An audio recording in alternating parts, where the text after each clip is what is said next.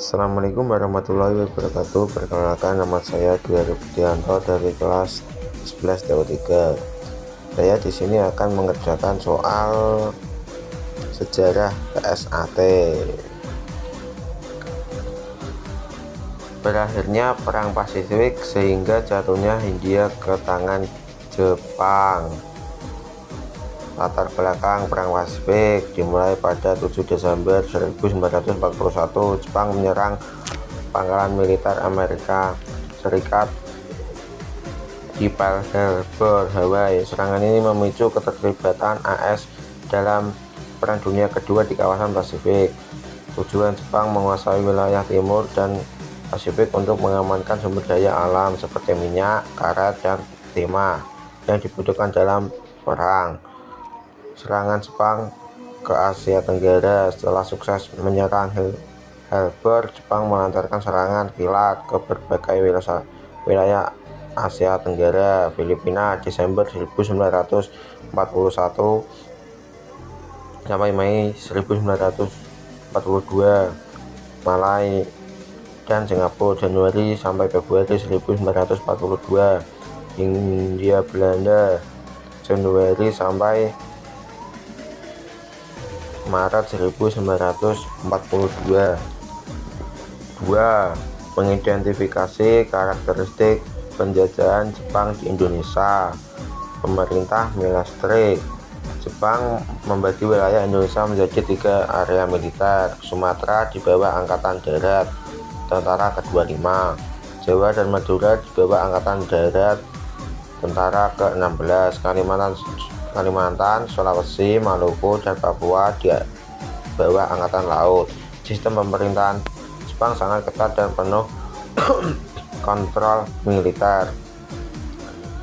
Eksploitasi tenaga kerja. Kebijakan Rumosa atau kerja paksa yang mempekerjakan rakyat untuk proyek-proyek Jepang seperti infrastruktur militer. Banyak rakyat yang menjadi korban akibat kerja paksa yang tidak manusiawi. Propaganda Asia untuk Asia. Jepang menggunakan slogan ini untuk 3. Dampak penjajahan Jepang di tingkat lokal atau nasional. Dampak ekonomi. Eksploitasi sumber daya alam. Jepang memaksa rakyat untuk menanam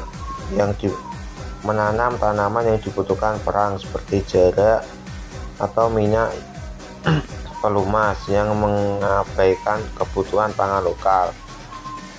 Kemerosotan ekonomi. Infrastruktur ekonomi dihancurkan akibat fokus Jepang pada kepentingan perang. Distribusi bahan pokok menjadi sangat terbatas, menyebabkan kelaparan di berbagai daerah. Dampak sosial. Kerja paksa. Banyak rakyat yang dipaksa membangun fasilitas militer tanpa upah. Konstruksi kerja yang buruk. Keempat,